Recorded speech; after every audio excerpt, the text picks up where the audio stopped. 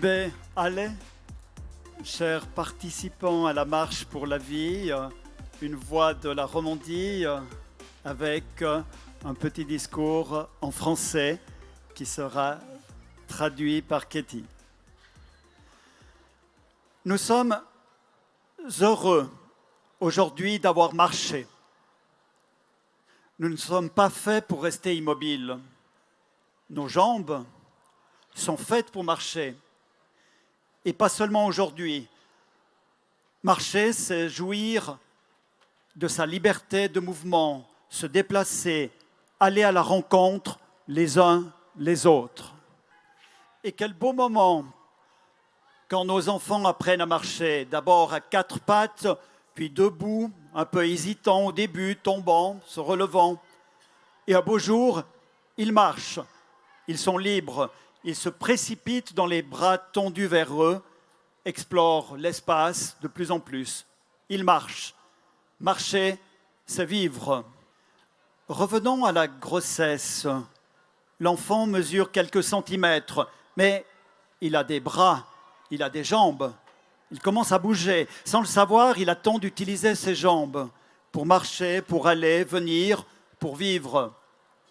Mais pour cela, il faut d'abord qu'il naisse et qu'il soit accueilli dans le monde par celles et ceux qui ont appris à marcher avant lui. Si nous avons marché aujourd'hui, ce n'est donc pas pour une idée abstraite de la vie ou une idéologie.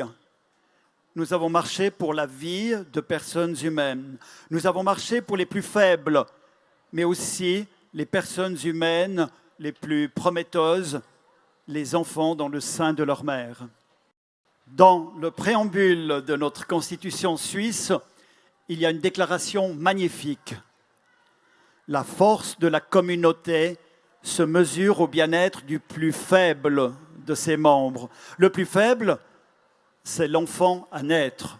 C'est pour lui que nous avons marché aujourd'hui, pour les centaines et les milliers de ces petits qui sont appelés à devenir grands.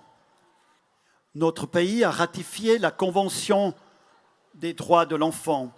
Cette déclaration internationale reconnaît à tout enfant des droits fondamentaux qui sont encore loin d'être observés partout.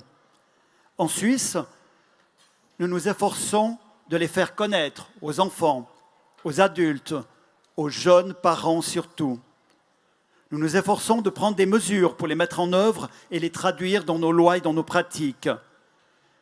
Eh bien, tous ces droits si importants reposent eux-mêmes sur un droit premier, fondement de tous les autres, le droit de naître. Et en Suisse, l'avortement, il est dépénalisé, mais à certaines conditions. Et l'enfant dans le sein de sa mère doit être protégé. Dans certains milieux, on parle de droit à l'avortement au nom du droit de toute femme à disposer de leur corps, oui, mais on oublie aussi le corps d'un enfant vivant qu'il s'agit dans l'avortement. Vous savez, on cite souvent le fameux discours de Simone Veil, ministre française de la Santé à l'origine de la dépénalisation de l'avortement en Europe, en tout cas en France. Mais on oublie ce passage, et c'est elle-même qui le dit comme femme. L'avortement doit rester l'exception, l'ultime recours pour des situations sans issue. Aucune femme ne recourt de gaieté, de cœur à l'avortement. C'est toujours un drame et cela restera toujours un drame. Et en Suisse, c'est en 2002 que nous avons dépénalisé l'avortement pendant les 12 premières semaines de grossesse. Et nous l'avons fait dans le même esprit que Simone Veil. Mieux même, des personnes et des associations s'investissent pour accompagner les femmes, en particulier les jeunes filles, en situation difficile, pour qu'elles puissent poursuivre leur grossesse et vivre avec leur enfant. Vous l'avez entendu aujourd'hui, le taux d'avortement en dessous de 20 ans est en Suisse l'un des plus élevés d'Europe.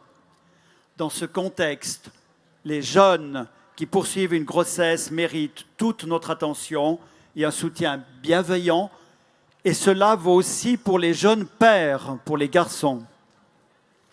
Aujourd'hui, nous avons marché pour que cet esprit continue de souffler parmi nous. Aujourd'hui, nous avons marché pour que soit reconnu le premier droit de tout enfant, le droit de naître. Aujourd'hui, nous avons marché pour que tout enfant conçu puisse un jour se tenir sur les deux jambes et comme nous, marcher.